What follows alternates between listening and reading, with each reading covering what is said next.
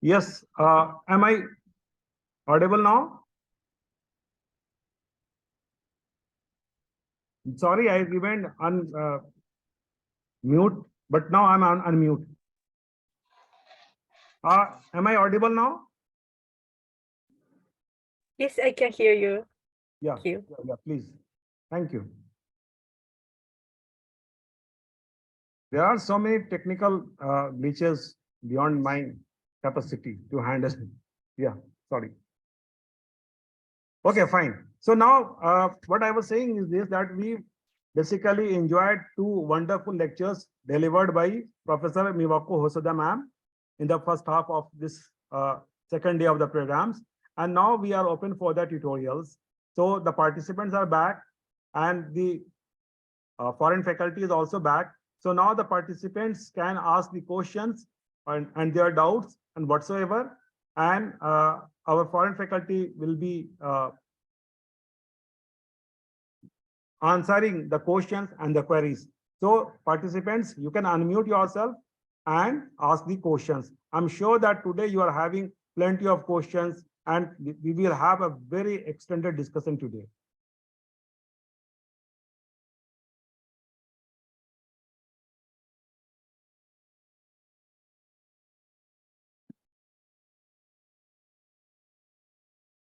Participants can unmute themselves. And So can I ask you the questions? Something related with health.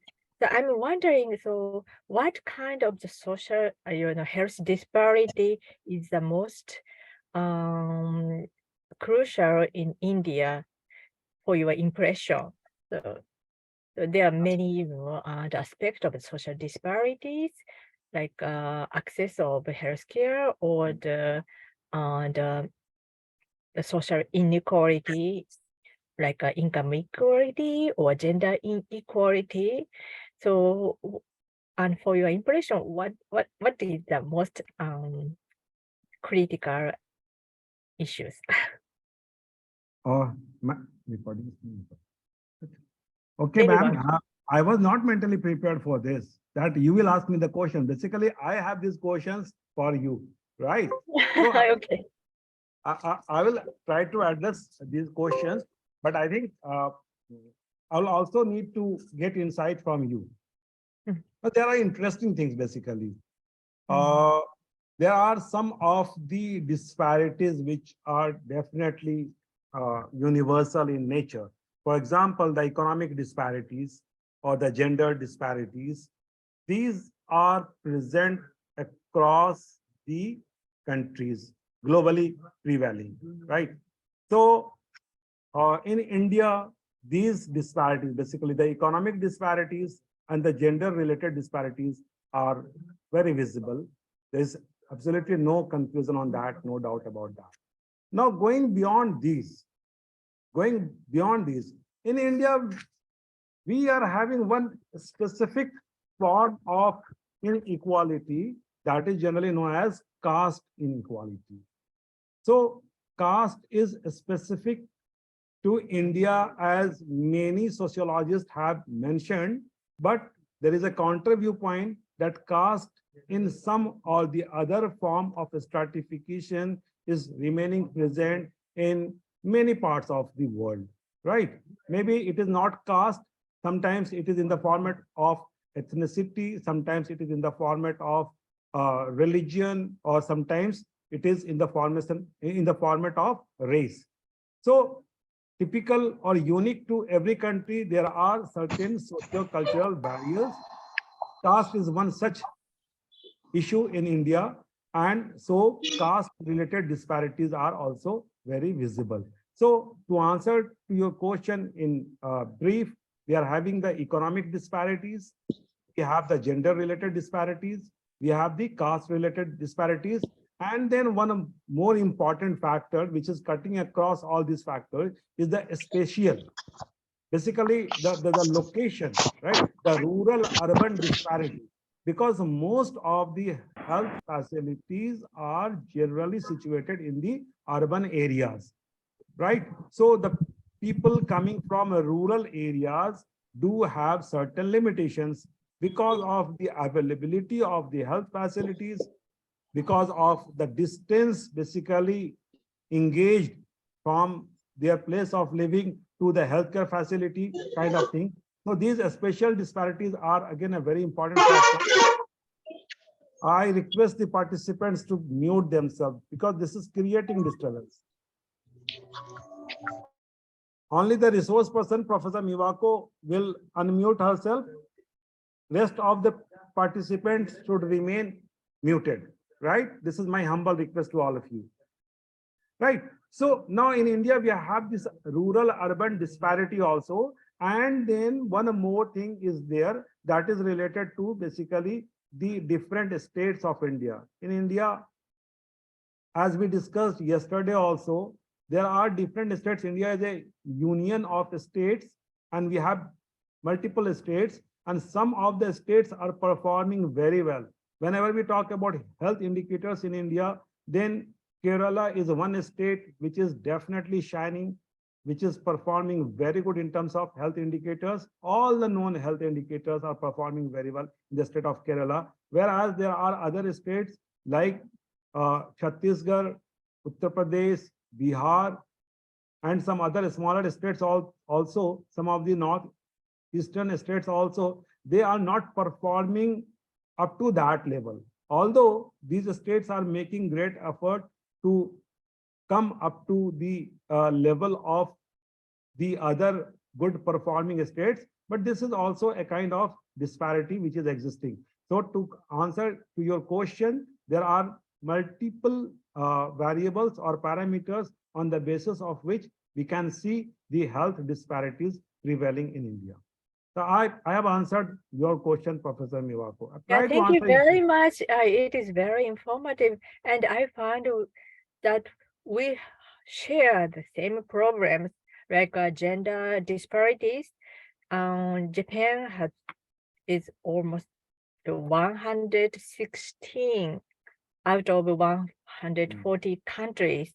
It is really low, and I found India is also low, right? And the gender disparity is the common issues for us. And also the poverty, especially in Japan, children's poverty is one of the big issues. 1 of 6 of children are kind of the poor status, relatively poor, not absolutely poor. So we also have the same problem. And also the rural and urban issues are the same. In Japan, recently, there are so many small towns are facing the terrible population decrease, and some of the rural area, there are no children, only elderly are living in that area. So we also share the rural urban healthcare capacity issue. So, and then, so how do you have any idea to eliminate such a issue, the disparity, like gender issues? So are there any, the policy or the movement to make the gender equality?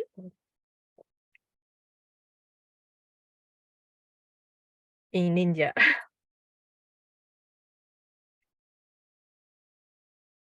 I can't hear you.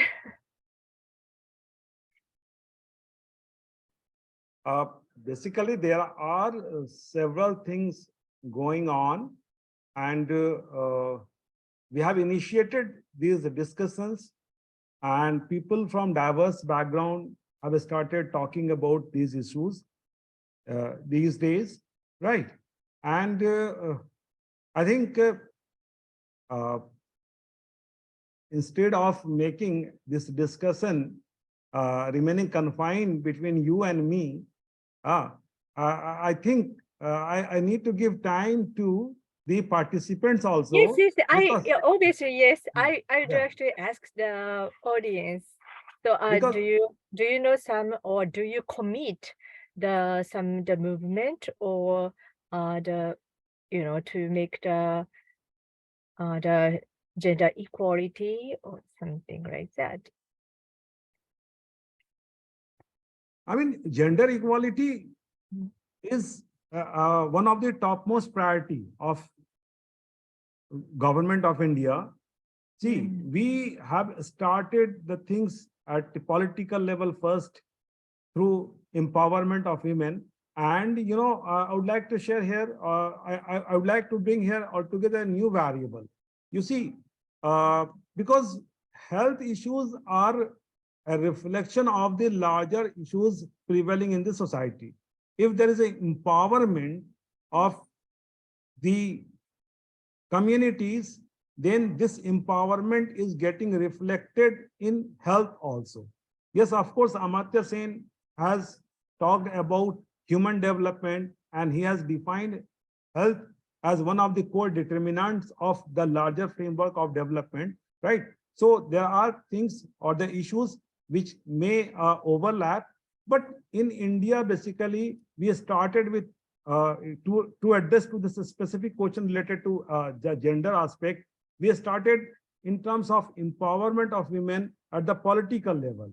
So in India, we have the Yes. Panchayati Raj system, Yeah, right? I know some political level is important, but so we are sociologists, so maybe we yeah, I just know the civil society level of the movement to make the the gender equality. And just I'm very curious about how the civil society, like the university or the student and faculty take some role to make difference. No, no, yeah, I was just saying that basically I created that framework only. That is why I'm responding that. Basically, so we started with uh, empowerment at the grassroots level, and we have this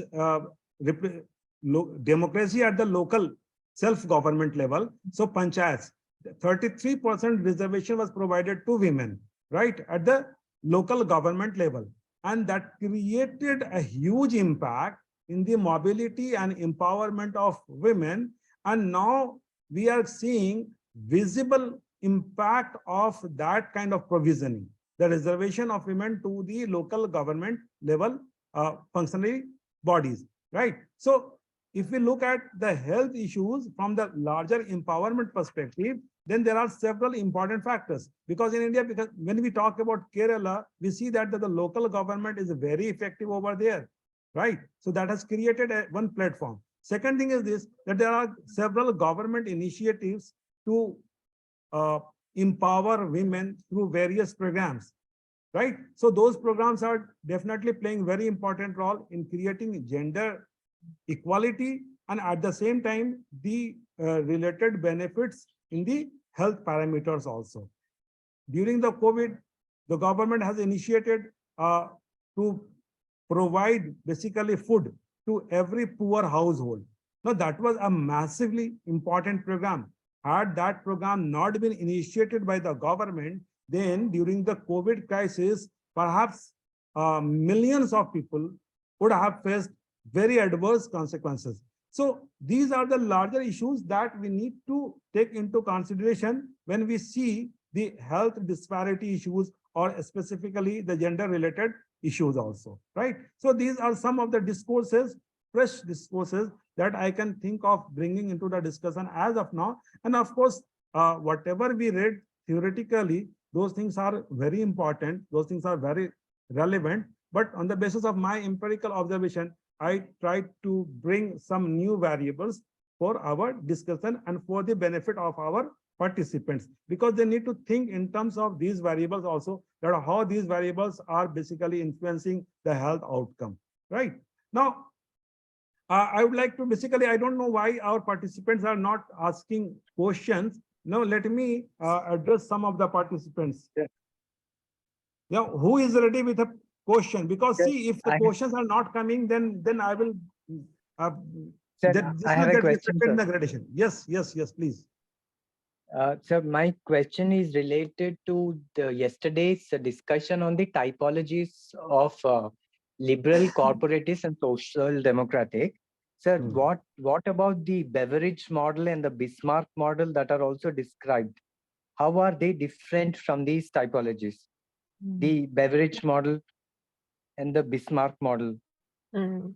Yeah, Beveridge model is influenced to the England, the National Health Service NHS, and Bismarck model is obviously the German model, and it is somehow related with the Japanese healthcare insurance. So, origin is,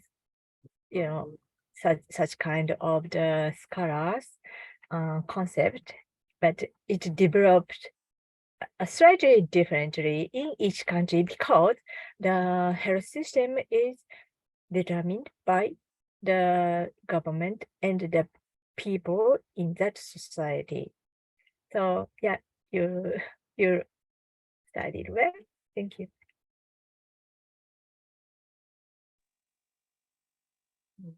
Madam, if we have to try to connect those two typologies, can we say Beveridge model is like the universalistic model? I don't know. And Bismarck model is like as the, I said, so universal model, it is kind of this, from the point of view of the social constructionism, there are no universal, thing. It is called universal. However, the social phenomena is constructed by the people who are living in that society. So we cannot say which is a universal model or which one is the specific model. So do you understand what I mean? yes, madam. Okay, good. Madam, what I understood here is these models are more socially constructed, which will depend on a country to country basis. And the other is the typologies that you have given. And we cannot mix them because this has a lot of socially constructed element in these models. What is the point? No, I understood what you have been telling us, that these models, these Bismarck and all these models are socially constructed models specific to a country.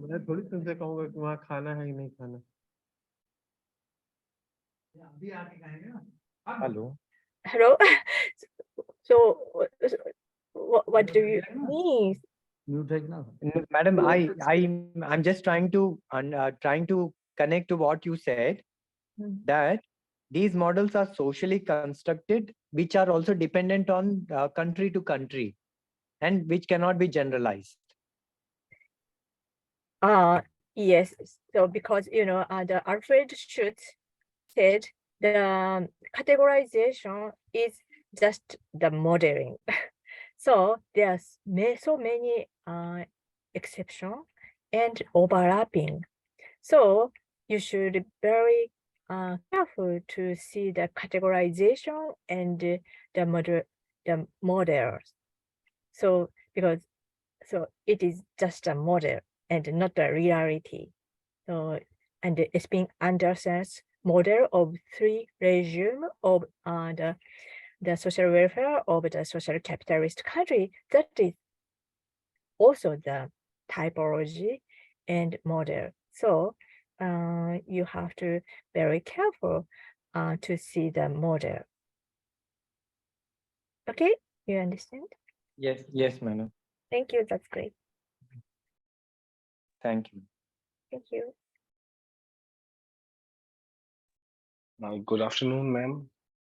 Good afternoon. This is Umair Khan from Department of Sociology, Aligarh Muslim University. Ma'am, my question is that in the fourth lecture of the GIAN course, the one discussion is about health disparities in the US related to the life expectancy at age 25 for US black and white men with similar income level. As the income level falls, the difference between the white man and a black man life expectancy also get larger. The difference between. So, ma'am, what was the determinants of health are responsible for that difference because they have a same income level, they all are residing in the same nation where the policies were implemented for all the citizens. So what was the reasons that can lead to that disparity? There are many reasons Okay, ma'am. considered. So, for example, to compare the race and ethnicity in black and white, the education level is not only the income level, but also the education level and the frequency to get the mental illness and so many other indicators are examined, and the result is the disparity. So people think, so what is the cause of such difference? One of the factor is social stigma and discrimination.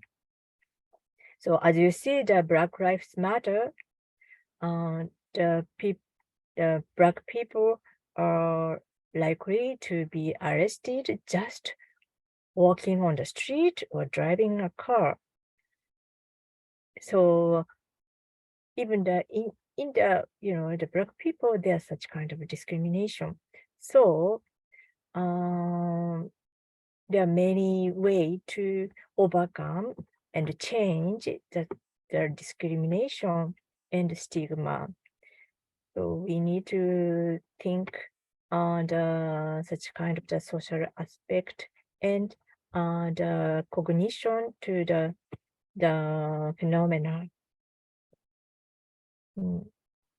Yes, ma'am. Thank you, ma'am. Ma'am, my next question is that in one of the slides it is mentioned that the main issues that caused by aging is lack of healthcare services, and there is a change in ways of thinking of value and social norms. So, for instance, the lack of healthcare services because of the fall in the fertility rate, because there is a change in the population pyramid of Japan. So, for instance, that similar lack of services or the employer was also there in other sectors of the Japan, and the expenditure on the healthcare system in Japan is obviously rise from the national gross income. So is it says that if we consider this and in a future perspective, so it is a threat to the economy, because for instance, if one sector of a society get affected or get affected by that fall in fertility rates, so it somehow directly or indirectly affect the health service sector of the country. Yeah, social phenomena, as you say, all connected. And the low birth rate is not only the woman doesn't want to have the baby, but there are so many reasons why people do not have babies.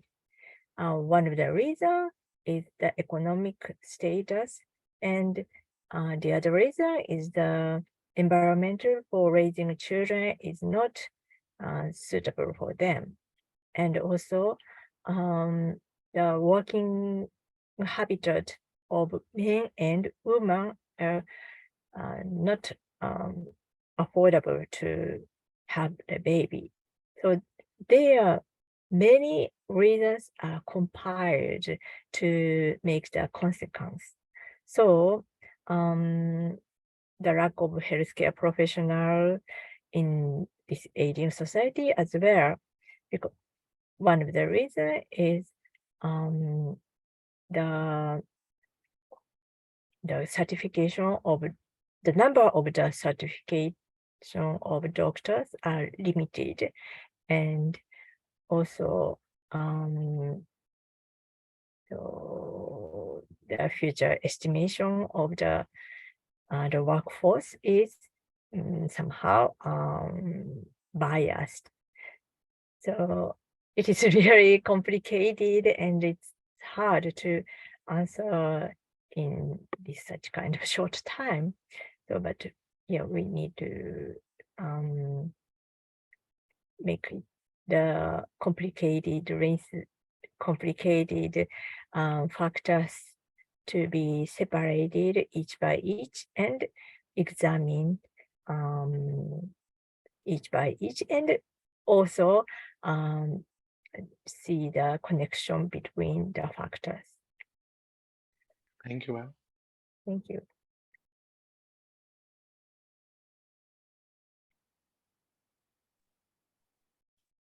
Good afternoon, ma'am. Good afternoon. My name is Dr. Farah Ashraf. I am a postdoctoral research fellow. Currently, I am pursuing my topic of research is on gender and sexual minorities. I just had a question. From your presentation, I got to know about the disparities we are having for the LGBT community, the discriminatory attitudes towards LGBT community in healthcare services and system. Could you please elaborate me few of the possible solutions in order to overcome this disparity, even in the contemporary era? Yeah, that is very important question, and it's kind of the hot topic in Japan. Very few days ago, the secretary of the prime minister was resigned because he said some the discriminative word against LGBTQ community. He said he doesn't want to live in the next to the people who are the LGBTQ.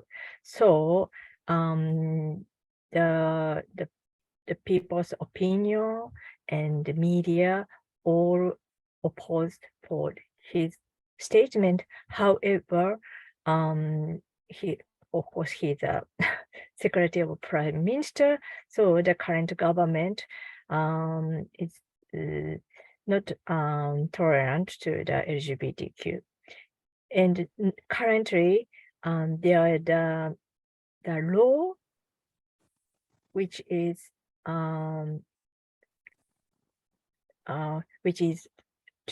to protect the right of the LGBTQ is under consideration, and many people,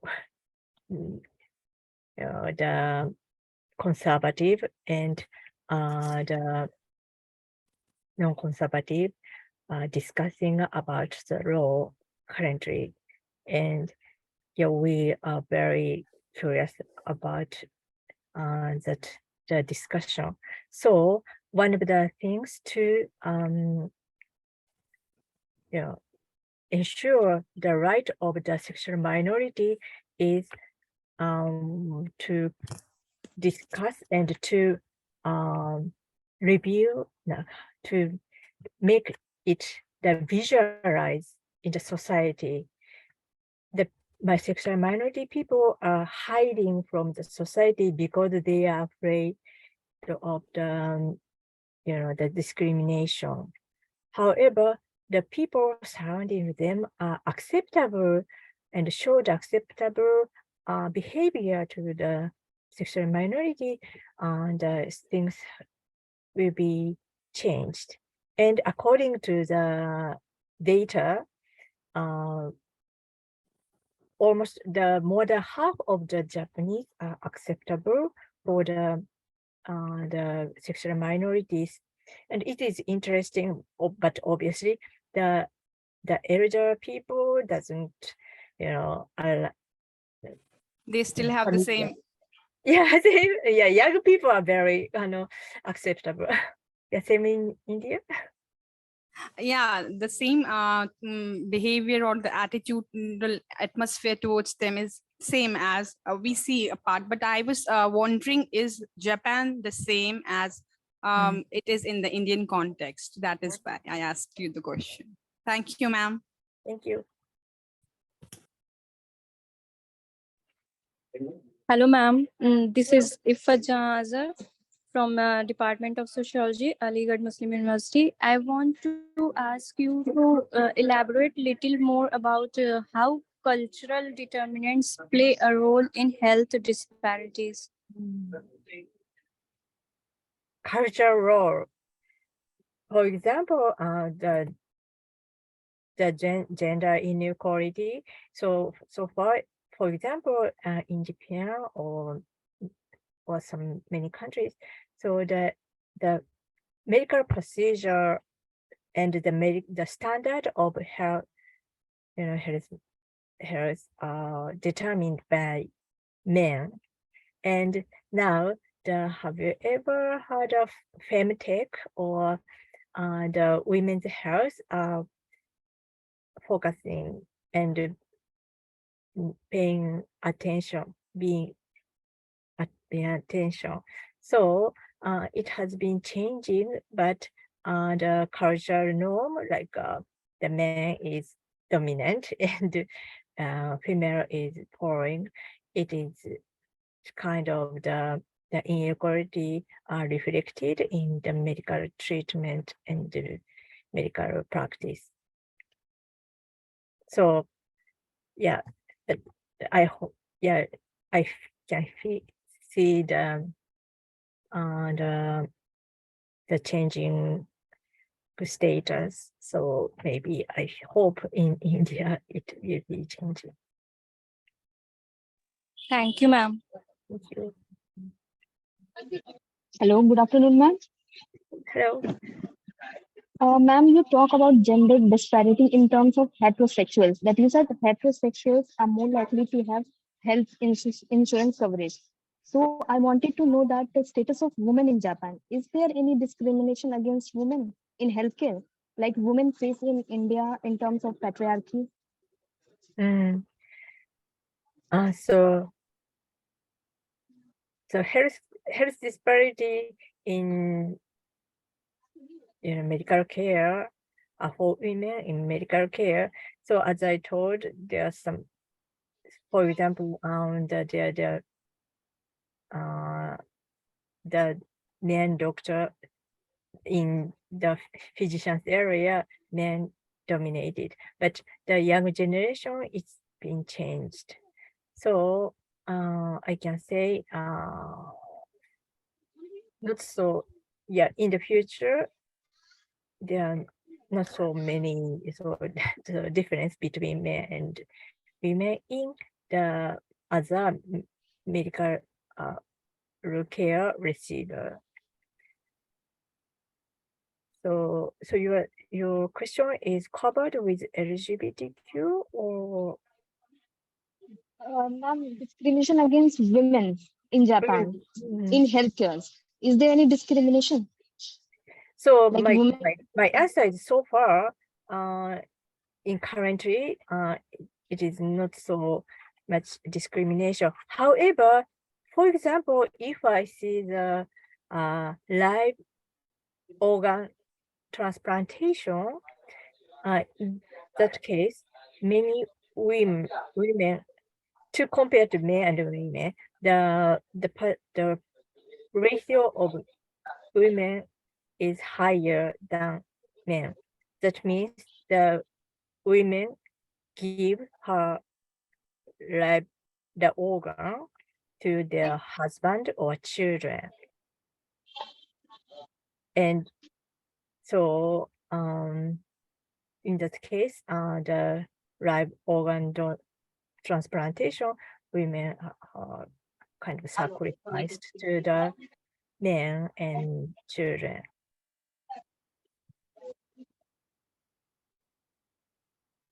Okay, thank you, ma'am. Thank you very much, Professor Miwako, for answering the questions of the participants. But Farha Ashraf, are you there? Please unmute yourself and respond. Farha? Farah, you asked a very interesting question. Yes, sir, Now, I'm here.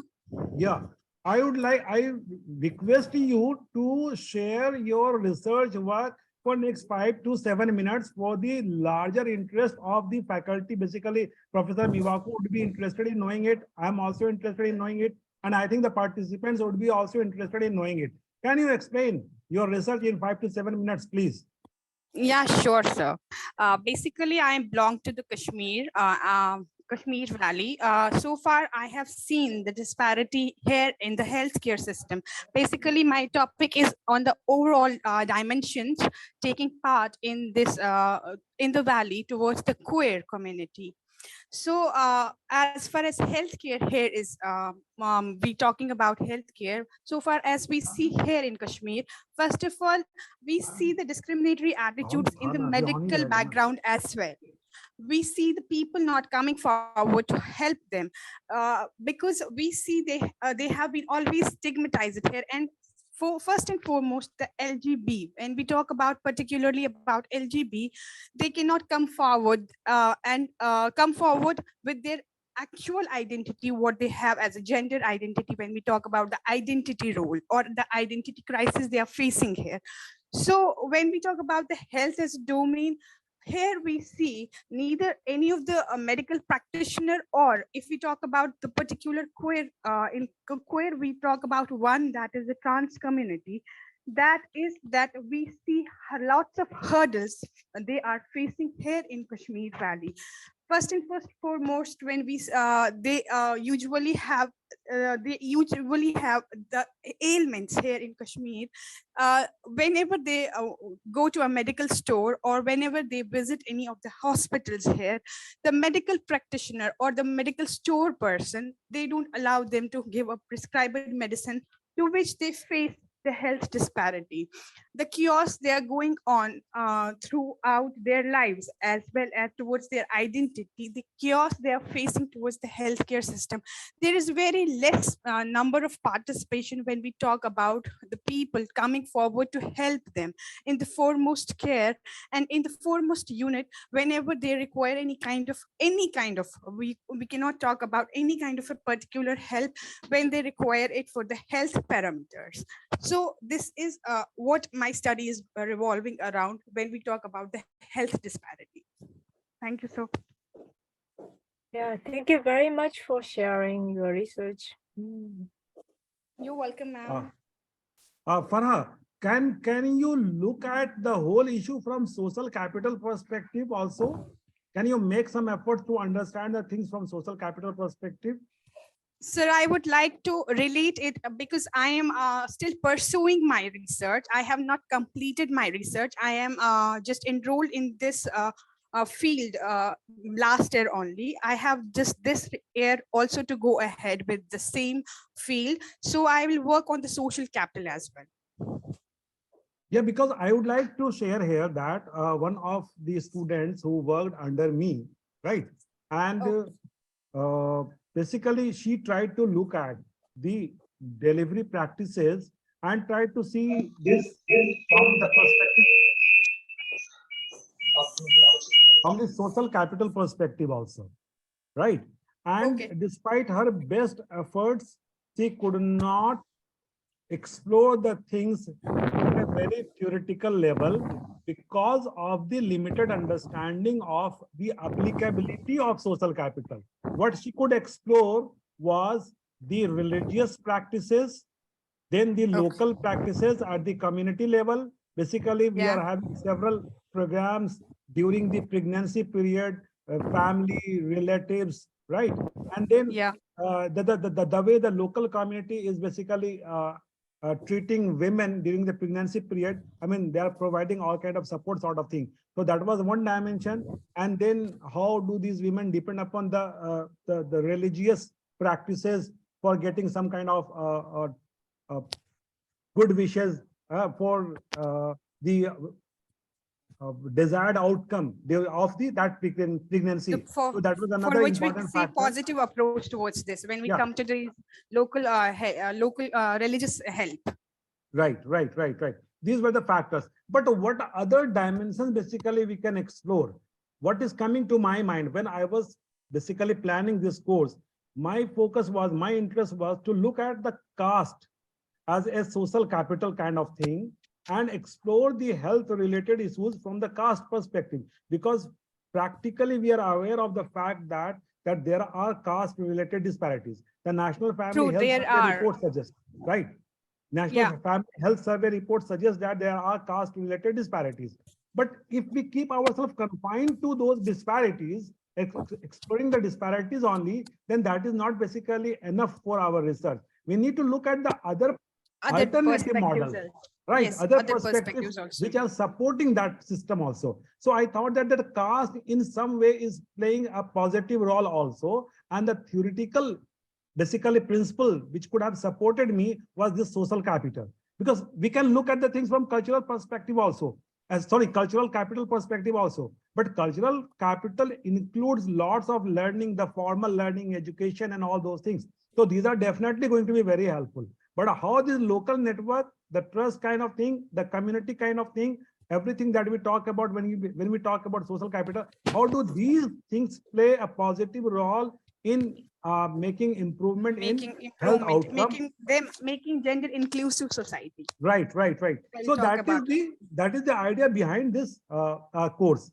I think Professor Miwako Hosoda is also trying to look at the things from this perspective, and she has definitely included several new dimensions, right? So True. I would like to request here some of the other participants who are present as of now. If they are doing their research, then they need to come forward, talk about their research, and also suggest us how do they think that the concepts of social capital is going to help them, and they can discuss that matter with the foreign faculty, because we do not get this opportunity time and again that we can directly interact with such a learned person. So any other research scholar present in the discussion as of now can come forward, share her research, and take some kind of support from Professor Miwako, or if possible from me also, right? Anybody who can make a quick response?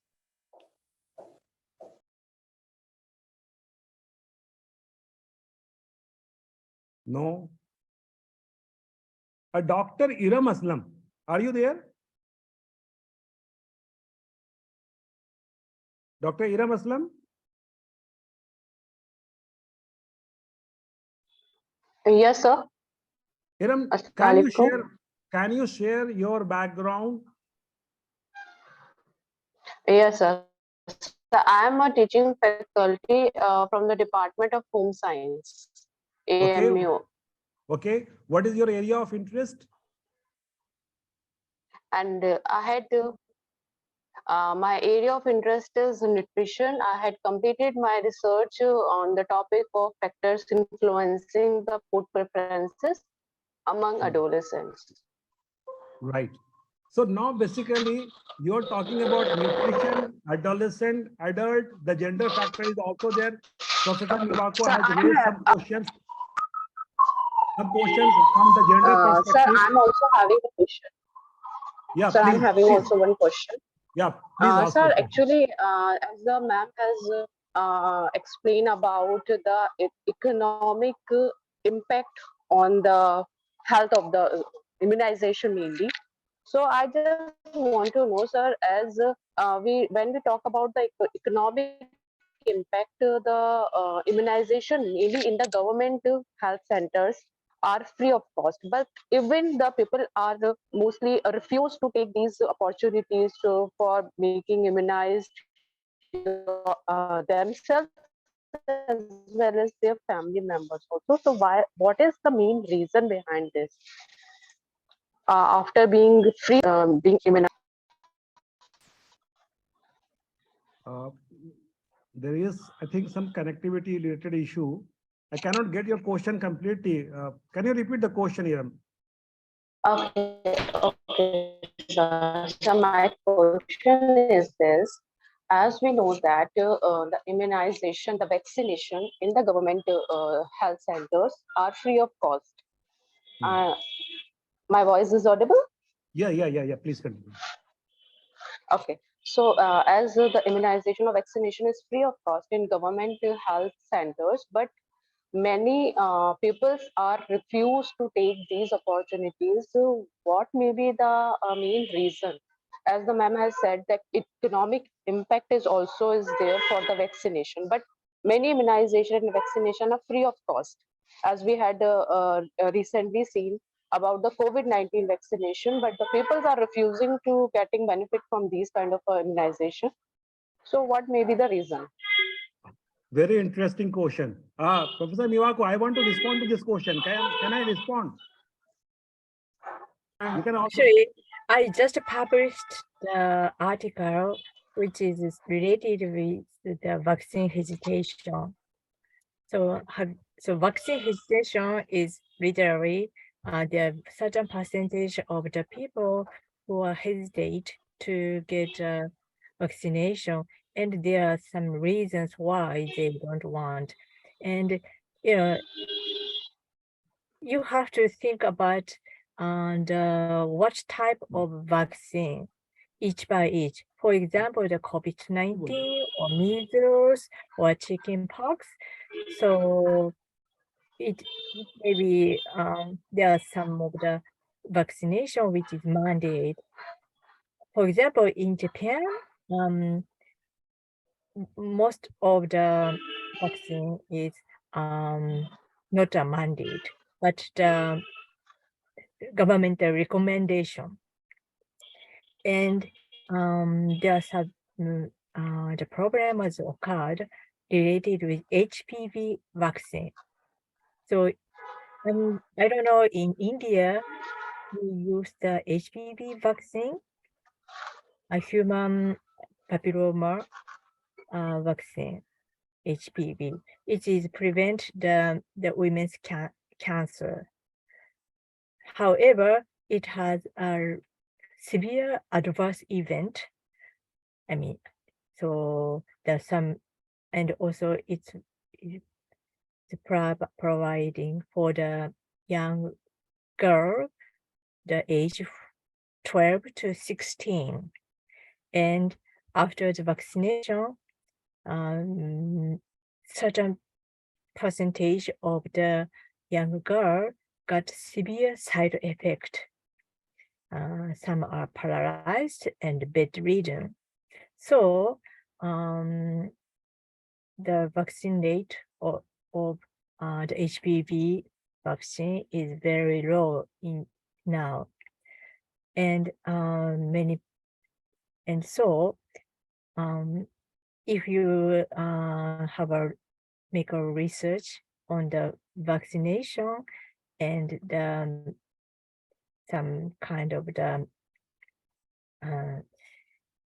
social capital, you have to focus on I recommend, my recommendation is, focusing on some, certain vaccine is better.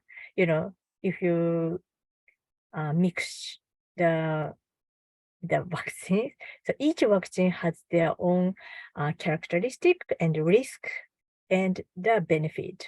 So you had better to divide and differentiate each vaccine. Very true. Very true. Truly pointed out by Professor Miwako Hosoda. Vaccine hesitancy, a very important factor. But see, Iram, when we talk about the social determinants of health, then economy is only the one of the determinants. Economy is not the only determinant of health, right? Economy is only one of the determinant. Education is again a very important determinant of health, right? And social capital that we are talking about, the trust in the system, basically trust in the health system is again a very important factor. During the COVID, basically that trust to some extent got eroded because of the massive impact, the adverse kind of impact that we were witnessing all around us, right? That is why we are talking about social capital, because trust in the system is a very important. Now, I would like to look at this problem from another perspective also. See, the concept of primary health, WHO has defined, World Health Organization has defined primary health, and the definition of primary health says that health education is one of the most important requirements of education, important requirements of health. So without health education, we cannot think of having a robust primary healthcare system, because this is one of the important determinants, intervention, right? So what happened basically during COVID, that on the one part, there was some kind of illiteracy, the health education illiteracy was prevailing. Then the trust on the system somehow got disturbed. And then several local factors also played a very important role. You cannot have a macro view that something of this sort happened all over India, or for that matter, all over the world. No, different things happened in different parts of the world. But yes, health education is an important intervention. Then the trust in the system is another important factor. And then the kind of experiences that we have, right? There's another important factor, that is the narrative. See, narrative medicine is an important factor, an important concept in health sociology as of now.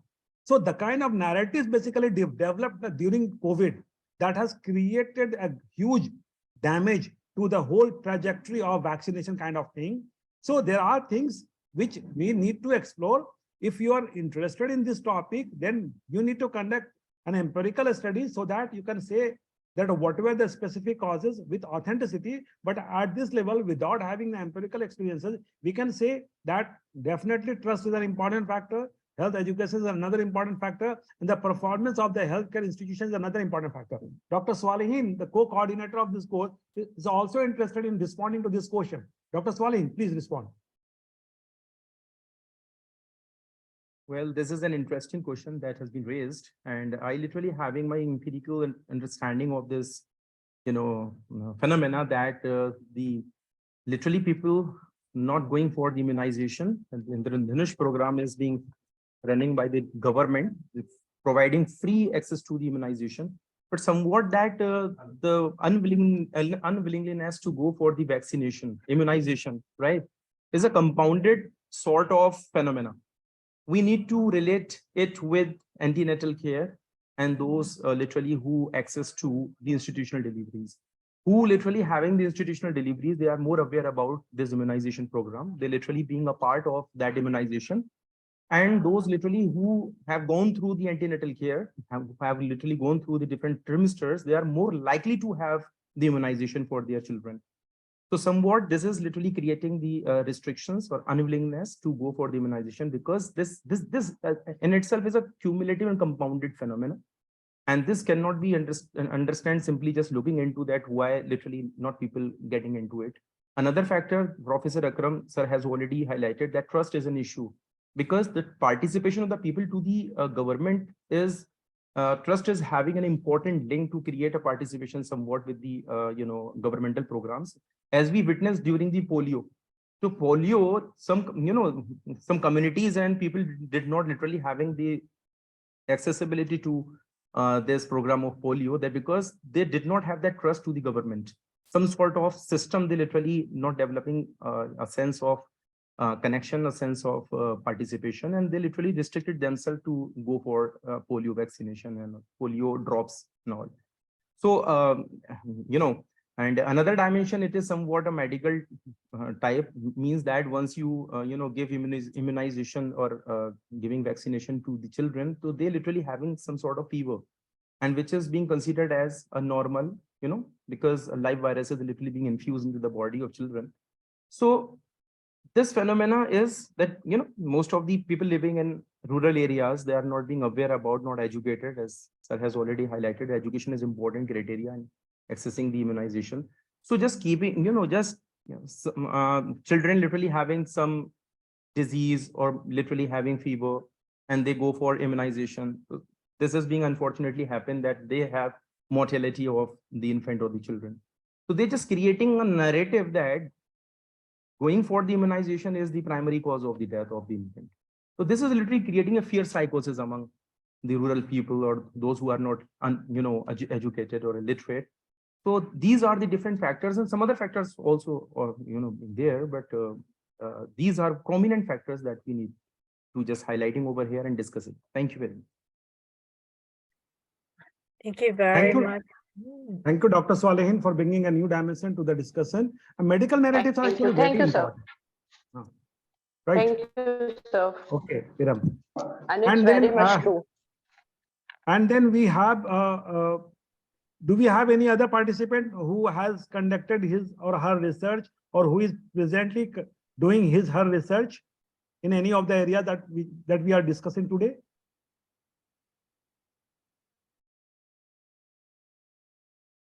No. So, Professor Miwako Hosoda, now I will request you, if you want to make a brief comment, so you can make, and then you can please leave, because again, this had become a very tiring day for you, continuously remaining engaged for the last 4 hours. So if you want to make a brief comment, you can make your comment and then you can leave, but I will continue with the participants, right, for some time. Yeah, thank you very much. And about the immunization and vaccination, vaccine hesitation, I wrote the URL of my article in the chat box, so you can access the article freely. And in that the article, I also mentioned about the trust and the kind of the trans science theory and medical uncertainty. So maybe I think you will find some reference from my article. And I really thankful and admire your research, the research of about the sexual minority and the the vaccination and from the perspective of social capital and trust. So yeah, I hope you to continue your research, and someday please publish it and make a presentation at the academic conference. So I'm a president of the International Sociological Association Research Committee, Sociology of Health, and also the vice president of Asia Pacific Sociological Association. And we will have the conference time to time. For example, this July, we have an International Sociological Association in Melbourne. So this time, maybe it is too late to submit an abstract, but we have a conference every 2 years.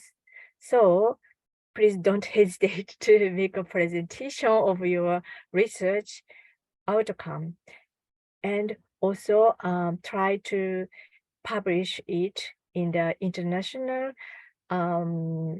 journals. So thank you very much for sharing your research, and I hope you're successful academic life. Thank you. Thank you, Professor Miwako. Thank you. So participants, we are having another 10 to 15 minutes for you. I don't know why participants are not basically asking questions on their own, and I have to make intervention. Now, Nusrat Firdaus, are you here?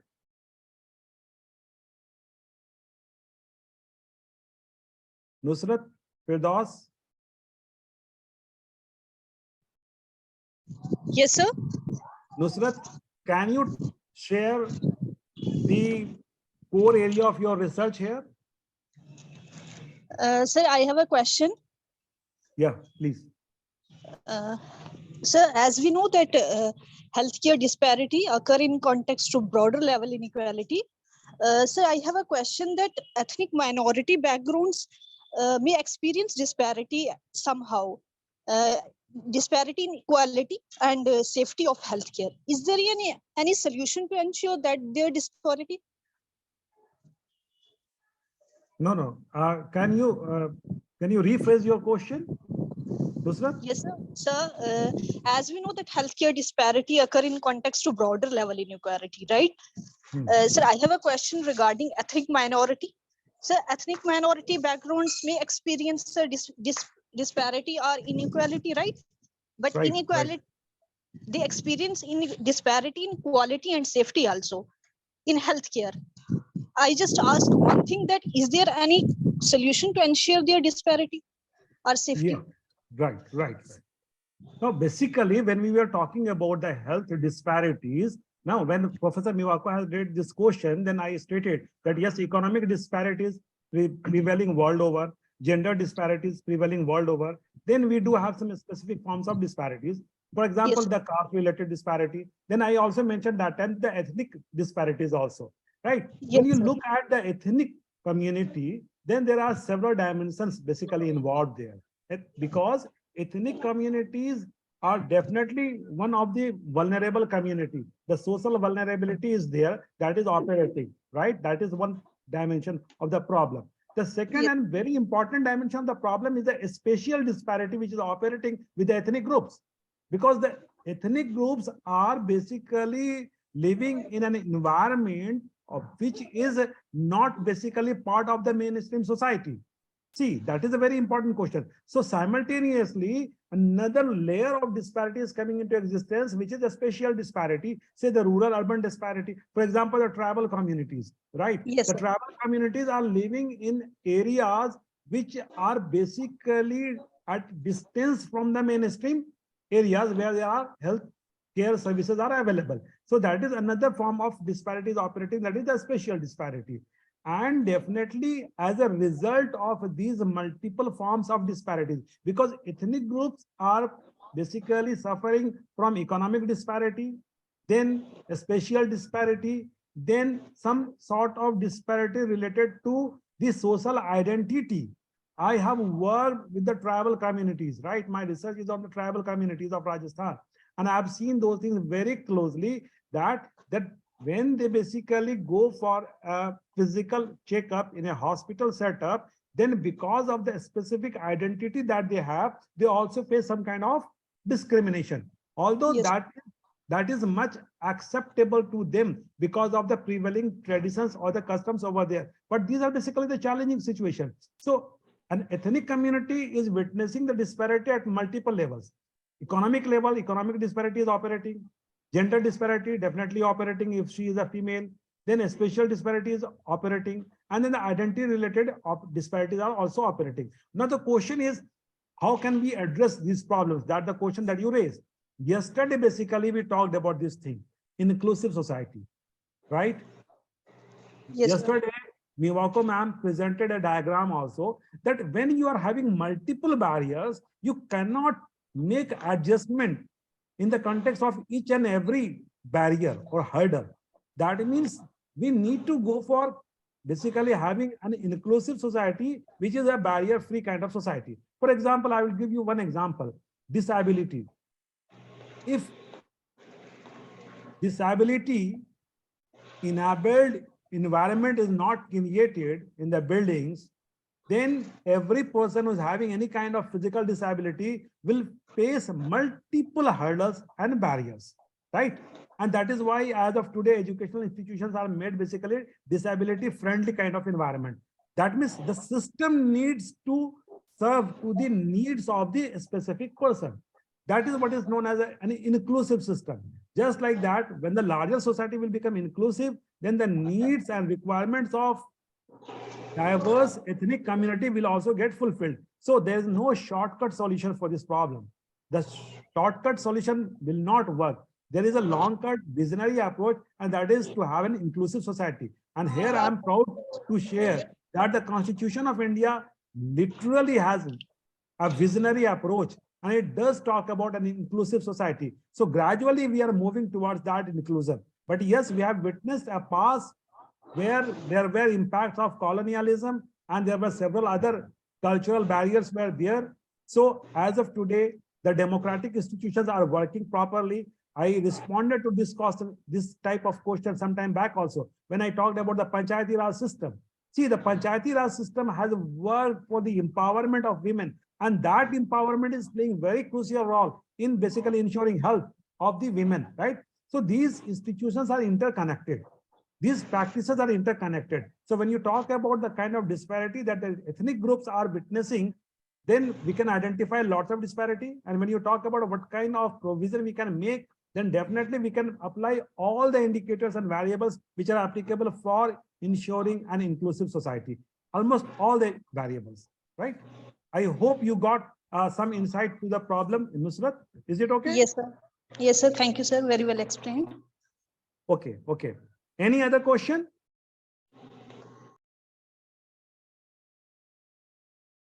Acha, tomorrow. Now, tomorrow, during the tutorial class tomorrow, I will need 10 presentations, right? I will need 10 presentations, and all those who will make presentations will get A grade. This is a clear-cut announcement. Tomorrow's tutorial class will include 10 presentations. This is open for all. I will write this in the WhatsApp group. All those who will make presentations, 6 minutes each, right? They will get A grade. That is the one and only criteria. Making presentation. Otherwise, you should not come to me and say that, sir, why I am not getting A grade. No, no. Any topic of his or her choice, any area where he or she is working, right? Are you getting my point, participants? Somebody should say yes, sir. Yes, sir. Yes. I'm making this announcement here. Tomorrow onwards, during the tutorials, we will include 10 presentations, right? 5 to 6 minutes presentation. And all those participants will make the presentation, will get A grade. Okay? Okay, fine, sir. Okay, fine. So now, any Thank other you, query? sir. Or should we- Any other query? I'm talking about tomorrow, right? That is not applicable for day after tomorrow. So I will include those people first who will make the presentation tomorrow. Right? Sir, actually, so for that, we have to give our names. Hiram, your voice is breaking. I cannot get you. Can you write your comment? 10 names. No, no. Maybe students are not prepared as of now. I will write that in the WhatsApp group that those 10 names. No, they will share. They will already share. Please respond in the WhatsApp group. If you share your name first, I will include your name definitely, right? All the first 10 names will be included. I'll write the message in the WhatsApp group just now. Right? Any other comment, question, query, observation, appreciation? You people are basically not appreciating the efforts made by the coordinator, co-coordinator, and all of us. No word of appreciation is coming from anybody.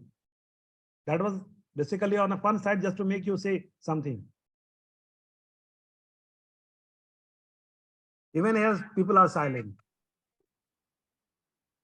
No, sir, we really appreciate your work, sir. We are getting too much insights from your lectures. So that should be visible now, that should be audible, that we should get to know. If there is some kind of benefit, I mean, coming to you people, then that should get reflected, right? Tatham Hussain, you wrote me on more than 100 emails to include you, and you are not responding. Why is it that you are not responding? Where are you? Open your video and unmute yourself.